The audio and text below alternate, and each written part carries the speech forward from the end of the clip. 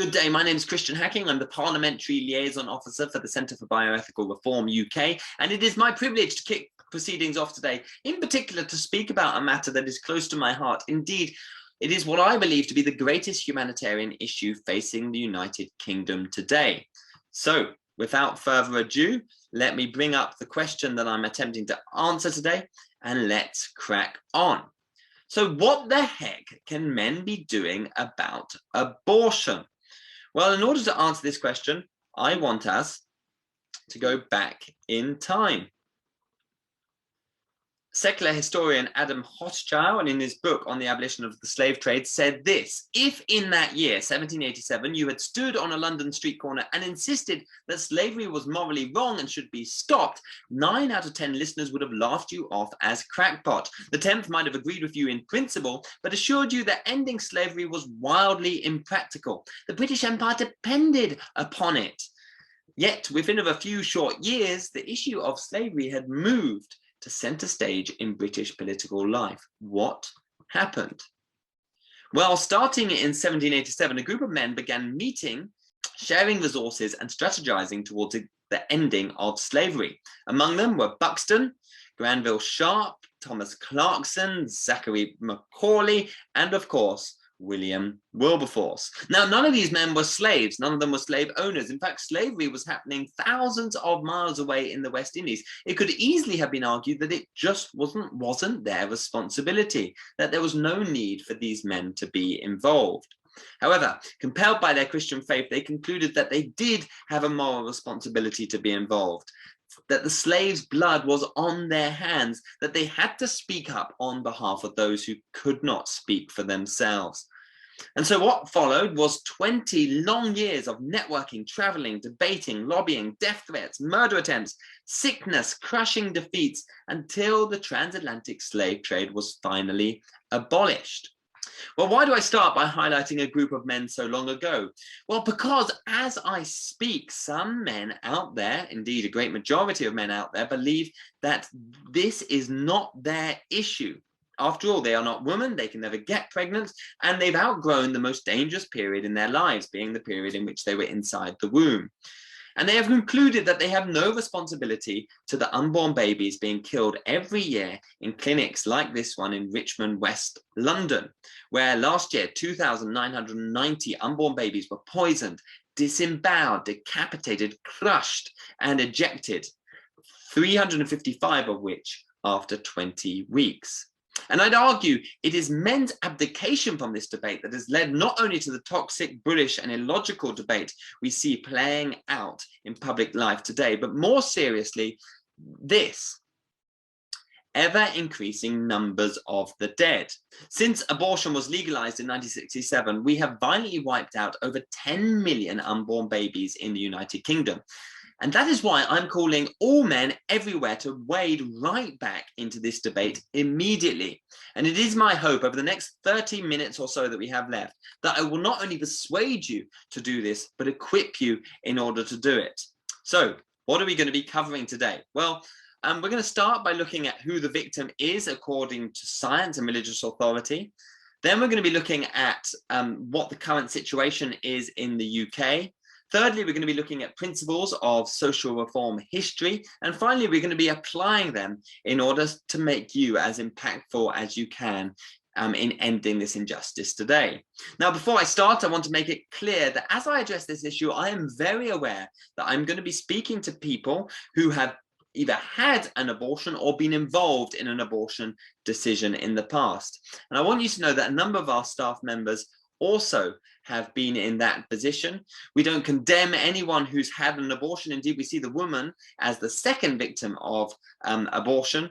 And we've actually set up a specific project. You can see it in there, second from left, called Post-Abortive Support for Everyone, specifically designed to help people, men and women, recover from a previous abortion decision. So if that's you, please take a moment to note that down and get in contact with Pauline, who runs it, because it is our desire to see you helped and restored and not living with the guilt and shame of a previous decision like that.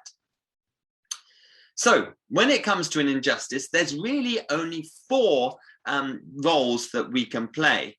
And they can be summarized like this: victim, persecutor, bystander, or defender.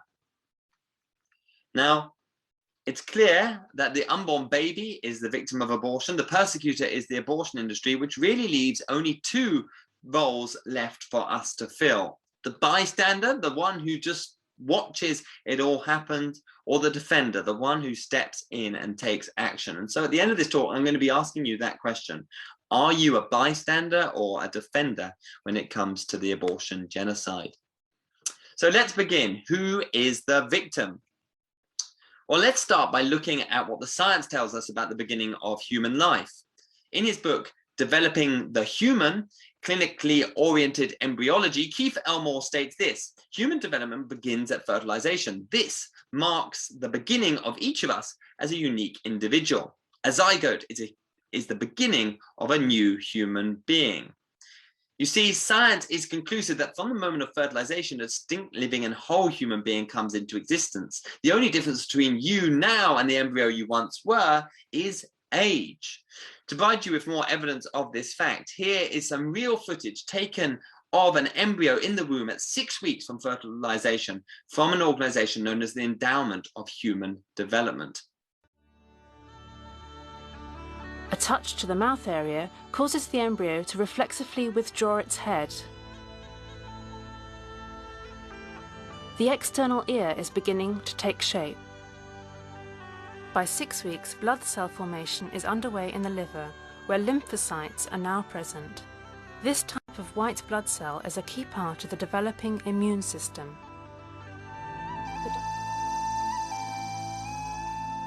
Hiccups have been observed by 7 weeks. Leg movements can now be seen, along with a startle response.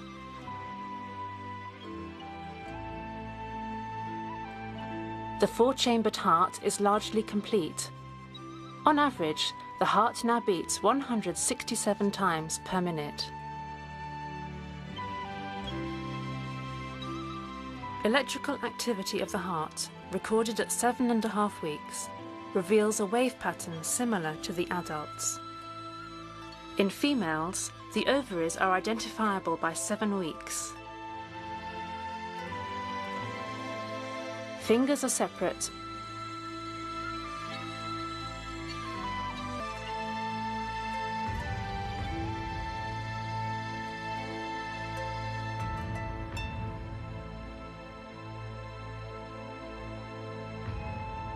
And toes are joined only at the bases. The hands can now come together, as can the feet. Knee joints are also present. By 8 weeks, 75% of embryos exhibit right-hand dominance. The remainder is equally divided between left-handed dominance and no preference. This is the earliest evidence of right or left-handed behavior. Head rotation, neck extension, and hand-to-face contact occur more often. Touching the embryo elicits squinting, jaw movement, grasping motions, and toe pointing. Between 7 and 8 weeks, the upper and lower eyelids rapidly grow over the eyes and partially fuse together. Although there is no air in the uterus, the embryo displays intermittent breathing motions by 8 weeks.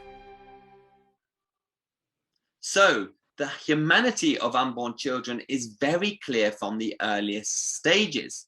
However, unfortunately for many people, this alone would not be enough to prove the humanity of unborn children. They may concede that it is a potential human being, but they'd say it isn't worth protecting because it's small, less developed inside its mother, or not viable outside the womb.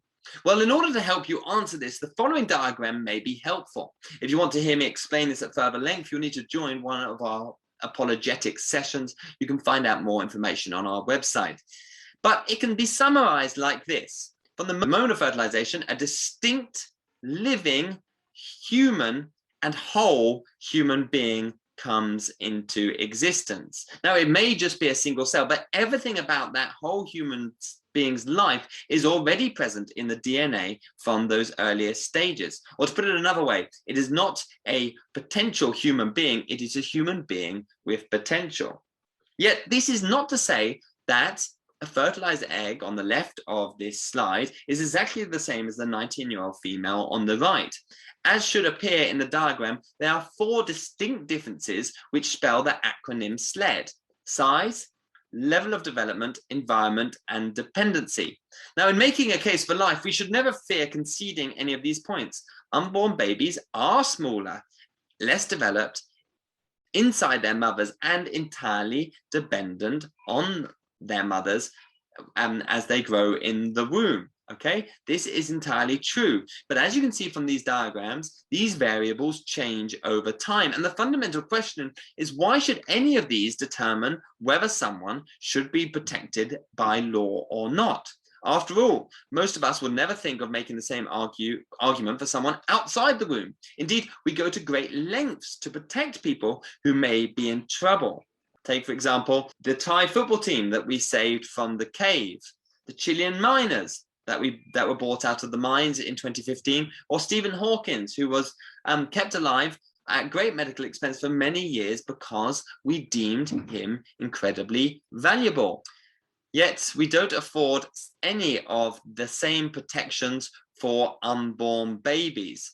But it's not just science and philosophy that lend themselves towards the humanity of unborn babies. Religion also does. Here you can see religious arguments for the humanity of unborn children, including a number of quotes from the Bible and Quran that go different distances in adding religious authority to whether an unborn baby is a human being, and prohibiting the practice of child sacrifice. But it is not just the Muslims and the Christians who have their text.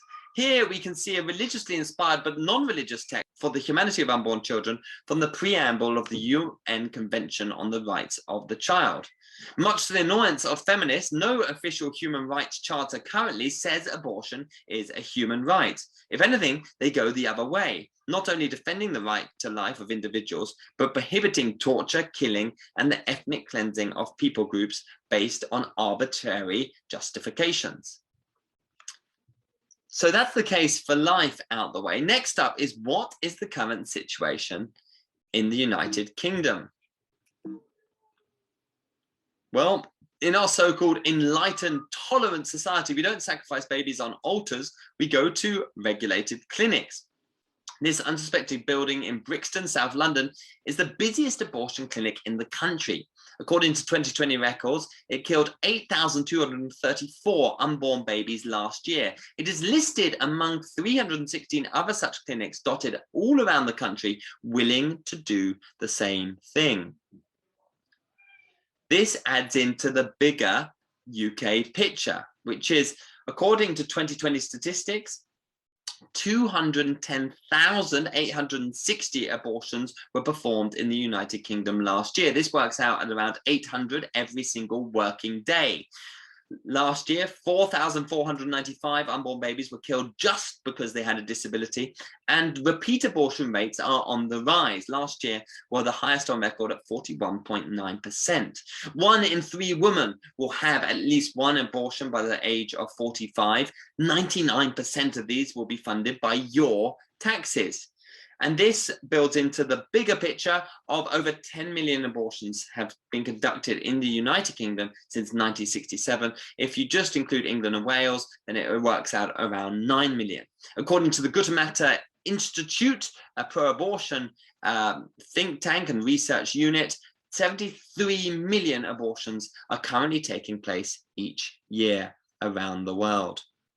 So how did society get into this state? Well, when we go back in history, we see that human rights violations follow a similar pattern, which is, before you kill victims, you have to dehumanize them in the language you use about them. A good example of this is at the time of the Holocaust. Now, they always say that the first person who mentions Hitler loses, but the parallels between the ideologies and of Hitler and his treatment of the Jews cannot be looked in the assessment of abortion culture. You see, the Jews were called pigs, rats, animalistic terms, and made subhuman in the way that they were portrayed. Caricatures were made of them, making them seem obese with large noses and stacks of money. They were made to walk in the gutters marked out with stars. And finally, as the final solution progressed, they were carted like cattle into camps. Their heads were shaved, tattoos were placed upon them. And then finally, they were killed. But that's the thing. By tattooing numbers onto them, you weren't so much killing human beings, but rather deleting numbers. A more in-depth assessment of Hitler's regimes revealed the way that his propaganda machine justified the genocide of Jews as a health initiative. It was about cleansing societies from the pandemic of Jews. It was about cleaning and cleansing a bodily infestation. You see, to support Hitler and his project was ultimately to support health. How does this compare with abortion today? Well, our society labels the unborn child as a clump of cells, as a product of conception, as clinical waste. The abortion industry uses euphemisms like reproductive rights, choice, and healthcare to disguise the full reality of what's going on. The British Pregnancy Advisory Service, one of the largest abortion providers in the UK, describes abortion on their website as termination of a pregnancy. It says this: up to 15 weeks, the pregnancy is removed by gentle suction with local anesthetic. So abortion is described as simply removing a pregnancy. It's a gentle procedure. Now, the former CEO of BPAS, Anne Furedi, takes this further when she states this, and I'm quoting, "I too believe that from the time an egg is fertilized that a human life is there, and that unique life is wonderful and is marvelous. But the point for me is it's really about who makes a decision about how that life is valued. In other words, if I don't value that person, then they don't have value at all." And it's this way of thinking has been repeated time and time again over history. If Furedi had lived in the 1700s, would she have said the same thing about slaves? Their lives are unique and wonderful, she may have argued, but ultimately they belong to their master. It is with this in mind that we move on to the third part of my talk, being the history of social reform. Next, I'm going to be looking at a few examples of how small groups of people, normally led by men, managed to change the thinking of society in the past on injustices that they had accepted. Allow me to start with the abolition of the slave trade. Now, many people will know this figure on the left, being William Wilberforce, as the great politician who tirelessly fought to put an end to the slave trade. What many people are less aware of is this gentleman on the right, who was incredibly influential, perhaps as equal to or more so than Wilberforce in ending the slave trade. And his name is Thomas Clarkson. Clarkson was in attendance in the print shop in 1787 when they founded the Anti-Slavery Society, and he was to spend the next 6 months riding up and down the country, gathering evidence detailing the atrocities of the slave trade. You see, what Clarkson realized is that the British people only accepted the benefits of slavery, the cotton, the sugar, the rum, the commerce that came with it, because they never realized at what human cost it was coming. Recognizing this, he gathered together artifacts detailing the visual brutality of the slave trade. These were props, including handcuffs, thumb screws, leg shackles, which he purchased at personal expense and exhibited wherever he went. While Clarkson was not a slave, he was instrumental, along with others, in getting the victims of slavery, people like Orlando Equiano, to tell his story in the public square. Clarkson also promoted the use of graphic images like this one, which showed slavery as being branded as property. His work inspired others to depict slaves being savagely killed. This one was made by the eccentric artist William Blake. Another example, perhaps the most iconic of all, was this image of the slave ship Brooks. Now, initially, Clarkson got his hands on the floor plan of this book, but then he worked with an artist to accurately fill it with the humans packed like sardines, as would have occurred in one of its transatlantic crossings. Now, this image depicts 487 slaves being transported. However, we know that on one passage of the Brooks slave ship, 744 slaves were crammed in. It is hard to begin to imagine the horrendous human suffering that occurred on these trips. But this image was printed off in its thousands, and it was placed in pubs, in people's homes, on flyers, in newspapers, to horrify people into the reality of the slave trade. And public opinion began to shift. Let me just give you one example. Women in places like Bristol, as a result of images like this one, began to conduct huge sugar boycotts, disrupting businesses and putting huge pressure on Parliament to change the law until it finally did. So what do we learn from all of this? Well, we learned that in order to change public policy, you must first change public opinion. Well, now let's move forward to 1955. At the age of 14, Emmett Till was brutally kidnapped, tortured, and murdered by two white racists. His neck was tied to a gin fan using barbed wire and was disposed of in the Calahachie River. His body was discovered 3 days later, unidentifiable except for a ring on his finger that his mother had given him shortly before he left Chicago. Till's body was shipped back to Chicago, where Emmett's mother went to see her son's body, but the man in charge of the funeral home was under instructions from the Mississippi authorities that no one should see the body. Emmett's mother demanded that he open it, stating that if he didn't, she would open it herself. And so it was open, and what she saw is something that no mother should ever have to see. Her son's disfigured form, his tongue choked out of his mouth, his nose looked like a meat chop had been taken to it, and one of his eyes was lying on his cheeks. You could also see a bullet hole through his head. Now, Mamie Till Mobley decided to do something very brave after that. She decided to have an open casket funeral for Emmett's body on display for 5 days. Till's mother said that despite the enormous pain it caused her to see her son's dead body on display, she chose to have an open casket funeral in an effort to, and I quote, "let the world see what has happened, because there's no way I could describe this, and I needed somebody to help me tell what it was like."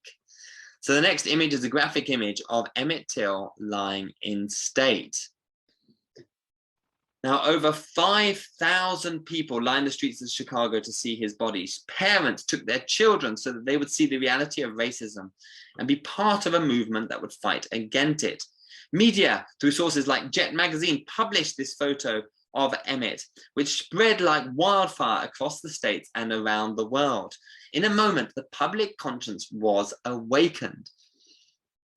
And it was the graphic image of Till's body that inspired other acts of social reform activism. 100 days after Till's body was displayed, Rosa Parks staged her bus protest. And years later, when reflecting on why she didn't move when the jeers started to increase, she said, "I thought of Till," and she was emboldened to carry on.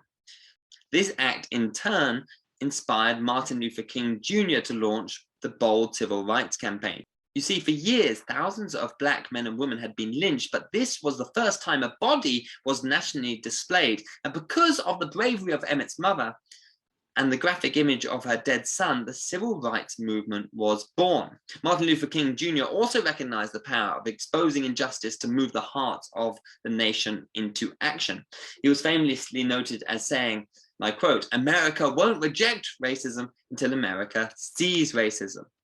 And that's why he used images like that one and this one to shame America before the world. You see, the media would take these images and expose them to the public. And when they got into the newspapers, the good-hearted white people who were on the fence on racism would be moved to start standing against it. There's no better way to sum up Martin Luther King Jr.'s strategy than his own words, which is like a boil that can never be cured so long as it is covered up, but must be opened with all of its ugliness to the natural medicines of air and light. Injustice must be exposed with all the tensions its exposure creates to the light of human conscience and the air of national opinion before it can be cured. So the lessons we learn are the following. In order to change public policy, you need to change public opinion. No social reformer has ever ended injustice by covering it up. And finally, change rarely occurs unless the cost of maintaining the status quo becomes unbearable.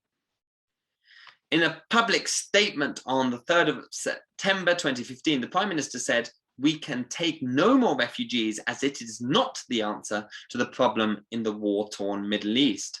Yet within 24 hours of this statement, David Cameron opened UK doors to thousands of refugees. What caused this drastic change in position? Well, it was this graphic image of a dead Syrian baby, Alan Kurdi, washed ashore on a Turkish beach. You see, this image spread like wildfire on social media and Twitter, and Cameron, when he saw this image, said he was deeply moved. So he changed the immigration policy. You see, in order to change how people behave, you have to change the way they feel. And the UK government knows this.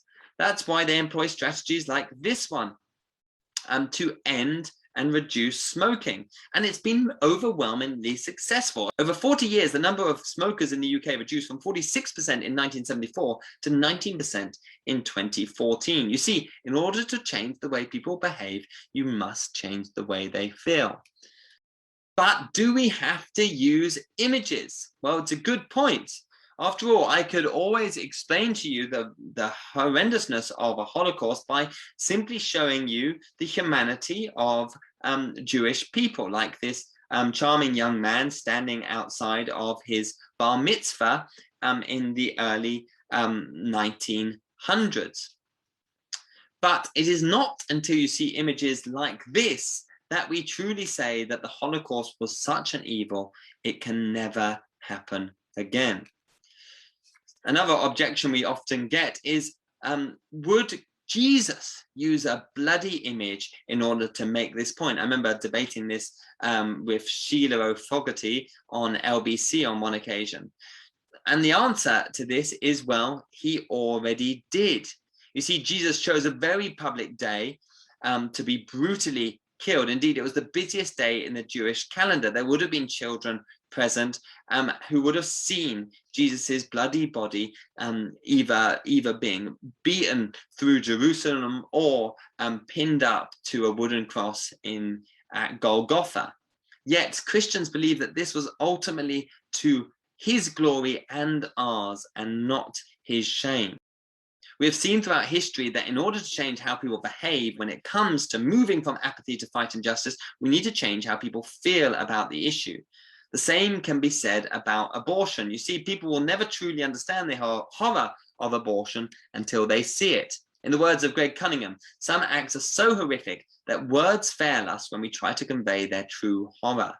This is why I encourage all of you to visit our website, www.abortionreality.com, and watch our 1-minute video on abortion. Now, there's no obligation to watch this footage, but unless you see what is really going on and be fully informed about it, you're never going to be able to fight this injustice appropriately. By showing this, I also want to make clear that we do not condemn the actors of abortion, but the act itself. I believe that it can be summed up like this: we are not victims, the babies are, and their story has a right to be told. Injustice that remains invisible inevitably becomes tolerable. Our society and many of our churches are tolerating what I hope you have clicked on to see, because it is hidden behind the closed door of an abortion clinic. It is hidden behind rhetoric like freedom and choice and women's rights. But the reverse is also true. Injustice that is made visible becomes intolerable. We have a responsibility to tell others. So allow me to apply this strategy. Well, as shown earlier, CBR UK was established to put the principles of social reform history into practice. Our mission is to educate on the humanity and value of unborn children and the reality of abortion. And we do this in a number of ways. We have a project specifically designed for churches called Brephos. We have post-abortive support for everyone mentioned earlier. We have a organization set up to help women through an unexpected pregnancy so that they don't end up killing their babies, but also know that there is support if they do. And finally, we have Students for Abolition, a specific wing of our organization designed to help students take this debate to their unions and get this discussion going on their campuses. We use large banners like these ones to show the humanity of abortion and expose abortion for what it really is. And when we do so, we achieve three things. We unveil the injustice of abortion, we confront the culture, and we accept persecution. And as we do this, we reach hundreds of thousands of people. Like all social reform movements, injustice has to be exposed for it to be ended. Or put another way, we don't protest abortion, we show people abortion, and abortion protests itself. And when we do take our images to the street and engage members of the public, we end up having really meaningful conversations. On social media, the conversation could be taken even further. Here's a display which would have been seen by a few hundred people outside of Cardiff University, and yet on social media, it reached a further 54,000 people. And when we go to the streets, like flies to feces, the media come out. You see, they love conflict situations. And by doing so, they can take our message to even greater platforms and audiences than we can. You see, our goal is to get as many people seeing the image with as little manpower as possible. Here's another example of Yahoo News, who took our images and made them go global. But what's the end result of this? Well, the end result of this is that we also see babies' lives saved. This is just one story that made it into the front of BBC Newsbeat. This mother decided to keep her baby after speaking with one of our volunteers in Brighton outside of an abortion clinic because she saw the reality of abortion for the first time. This is her baby named Miracle a few months later. Another young lady, one of our educators met outside of Brixton, saw our abortion images and decided to not go through with her medical abortion. Miraculously, despite taking the first abortion pill, mifepristone, her baby was born healthy many months later. This is another baby that was saved from abortion because her parents saw the reality of abortion using our images. And here she is about a year ago. This is the girl who saw our images online. She said this: "I'm pregnant and people, including the father, wants me to have one. After watching these pictures, I refuse to." It is as simple as this. If we weren't using images, these babies would not have survived. So does showing abortion change minds instantly on the streets? Well, as one of the makers of the following video, I can say that around 23% of the time when I speak to people about abortion and show them the reality, they do a 180-degree turn on the spot. Don't believe me? See for yourself. Watch this video. What do you think about abortion? Each individual, it's up to them what they want to do. I think everybody should be allowed the right. I'm not really for it or against it. Everyone has their right to kind of do what they feel is right in their own life. So what I want to show now is a short 1-minute video of what an abortion procedure looks like at various stages from 10 to 24 weeks. That baby is too big to be doing that. Oh, allow it. No way. God, sorry, I don't think I can do it. Yeah, I'm sorry, I can't look at it. Sorry.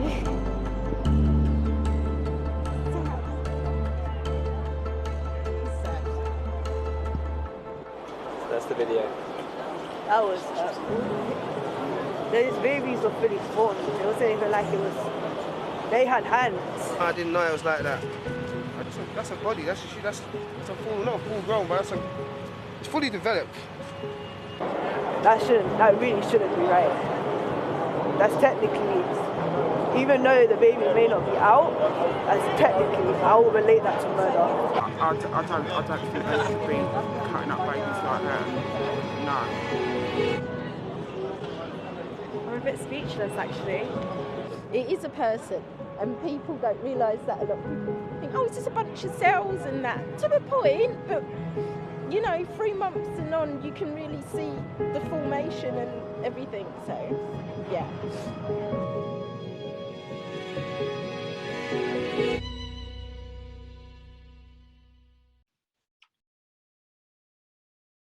So the images work, the strategy works, it's proven throughout history, and we are seeing the fruit of it today. Public opinion is shifting on abortion. So this brings me to the final question, which is, what are you going to do about it? Well, the first thing I think you should do is share the facts. The CBI UK is splattered across the internet on our website, YouTube, Twitter, Instagram, and Facebook. Why not share the facts with your friends and family around you? Next, why don't you get active in your area? Why don't you join the movement? You see, we have a growing network of people willing to step up to the plate on this. Why don't you join us or start a local hub? And you'll gain access to heaps of expertise and resources that can allow you to pack a punch for unborn babies in your area. The more teams that start, the more education that happens, the sooner this abortion genocide will be brought to an end. Finally, you can give. According to the financial statements of 2020, BPAS, the British Pregnancy Advisory Service, received £37 million in taxpayers' money last year.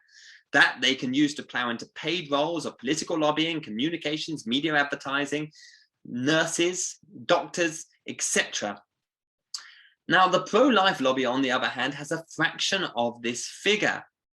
Now, if we want to see abortion ended, we need to be empowering people like myself to be able to not only make the case for life in the public square, but to keep making it and exposing the reality of the abortion industry. And the best way to do this is to become sacrificial regular givers, generating paid roles so people like me can keep doing this work. If you want more information about this, please do visit cbiuk.org/donate. So I started with the question, bystander or defender, or to quote Sophie Scholl, the lady who stood up to the Nazi Germany's as part of the White Rose movement, how can we expect righteousness to prevail when there is hardly anyone willing to give himself up for a righteous cause? How can we expect righteousness to prevail when there's hardly anyone willing to give themselves up for the unborn? Because ultimately, what does our reputation, our time, our resources, even our very lives matter if through us, thousands of people are awakened and stirred to action? And it is my firm belief that this is a winnable battle. You see, in 1807, the abolitionists did something that only 20 years before would have been utterly unthinkable. They ended the transatlantic slave trade. In 1833, that they abolished slavery entirely in the British Empire. And by 1840, they were hosting global conferences like this, with Thomas Clarkson still speaking from the front. You see, this is what happens when men lead the way on standing up to injustice. Thank you so much for listening. Please do give your feedback using the following slide. You can either go cbiuk.org/presentation feedback or scan this URL. So please do fill out that presentation feedback. We'd love to get your feedback so we can further improve our work, but also work out ways in which you can partner with us in this. My name is Christian Hacking. As stated, I'm the Parliamentary Liaison Officer for CBI UK, and it has been my pleasure to speak to you today about this issue. Thank you so much for listening. Hello, Christian Hacking here, outside of the Conservative Conference in Manchester.